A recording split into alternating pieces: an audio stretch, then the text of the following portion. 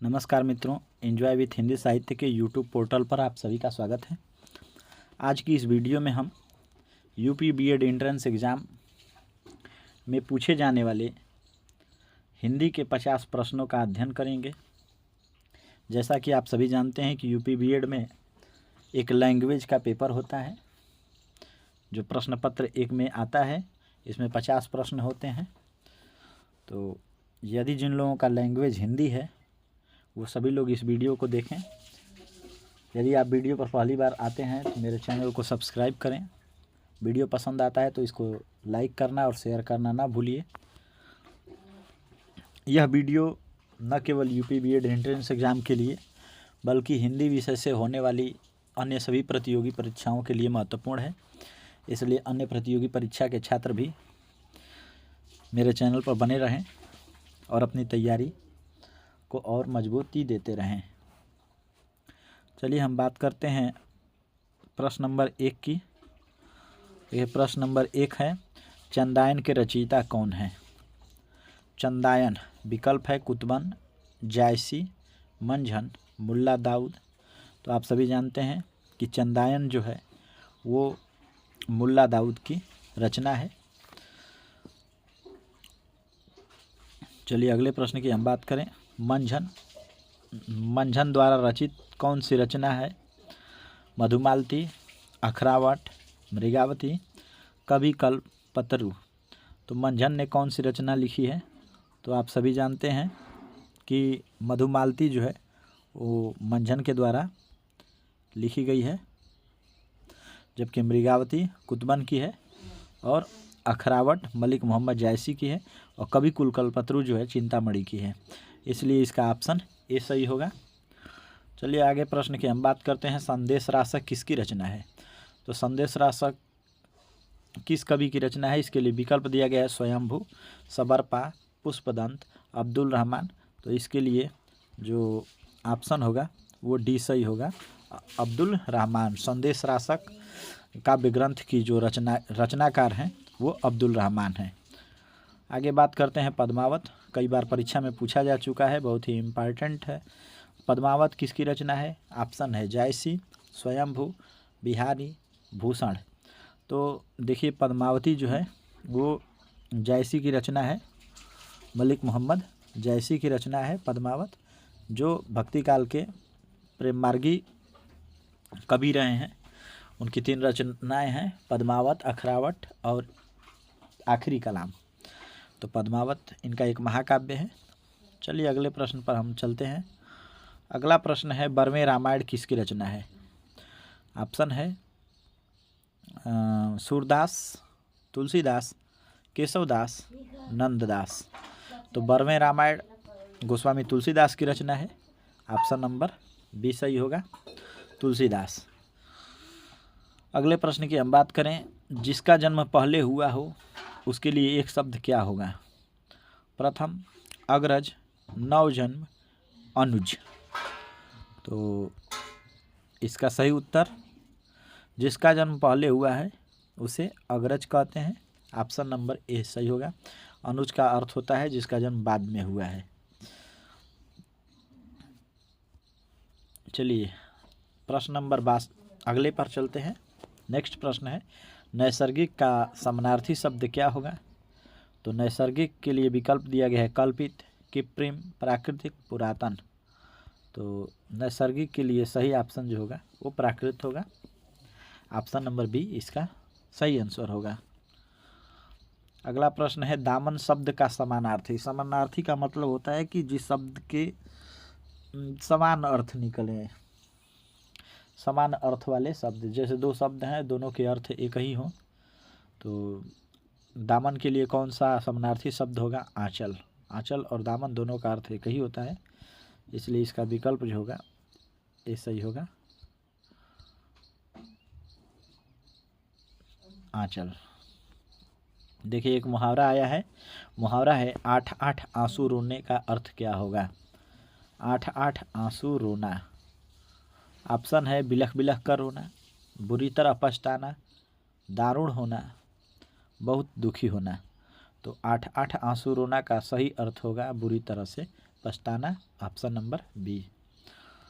चलिए अगले प्रश्न पर चलते हैं। अगला प्रश्न है हाथ ऊंचा होना का अर्थ क्या होगा?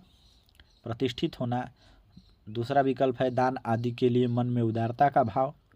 तीसरा ऑप्शन है किसी को मारने के लिए हाथ उठाना। चौथा ऑप्शन है युद्ध में विजय प्राप्त करना।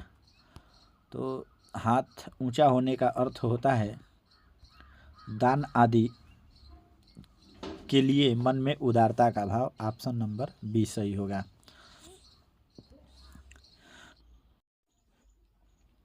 चलिए अगले प्रश्न पर हम चलते हैं। अगला प्रश्न है गधा खाए खेत जुलाहा पीटा जाए का अर्थ क्या होगा? ऑप्शन है बिना किसी कारण दोषारोपण करना, खेतों में नुकसान होना, खेती में नुकसान होना। तीसरा है किसी के कर्म की सजा अन्य को मिलना।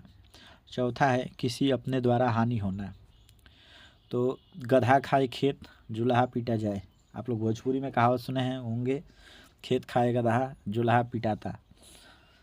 तो इसका ऑप्शन जो होगा सही ऑप्शन वो यही होगा किसी के कर्म की सजा अन्य को मिलना, इसलिए ऑप्शन इसका सी सही होगा।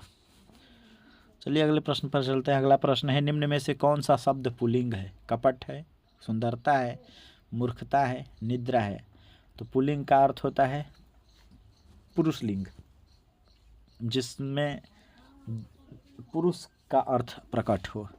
तो कपट ही इसका सही आंसर होगा। कपट एक पुल्लिंग शब्द है, जबकि मूर्खता, सुंदरता और निद्रा सब स्त्रीलिंग है। जैसे मूर्खता बढ़ रही है, निद्रा आ गई है, सुंदरता दिख रही है। तो अगला प्रश्न है गीदड़। गीदड़ का स्त्रीलिंग क्या होगा? तो ये बताइए। ऑप्शन है गिदड़नी, गिदड़नी, गिदड़ी, गिदड़िया। तो इसका जो सही उत्तर होगा वो गिदड़ी होगा। गीदड़ का स्त्रीलिंग गिदड़ी। प्रश्न है अगला स्त्रीत्व शब्द में कौन सी संज्ञा होगी? भाववाचक संज्ञा, द्रव्यवाचक संज्ञा, व्यक्तिवाचक संज्ञा, जातिवाचक संज्ञा। तो स्त्रीत्व में जो संज्ञा होगी वो भाववाचक संज्ञा होगी, इसलिए इसका ऑप्शन जो है ये सही होगा। अगला प्रश्न है परिवार में कौन सी संज्ञा होगी? तो परिवार के लिए विकल्प दिया गया है व्यक्तिवाचक संज्ञा, समूहवाचक संज्ञा, भाववाचक संज्ञा, द्रव्यवाचक संज्ञा। तो परिवार एक समूहवाचक संज्ञा है, आप सभी जानते हैं, इसलिए इसका ऑप्शन जो है बी सही होगा।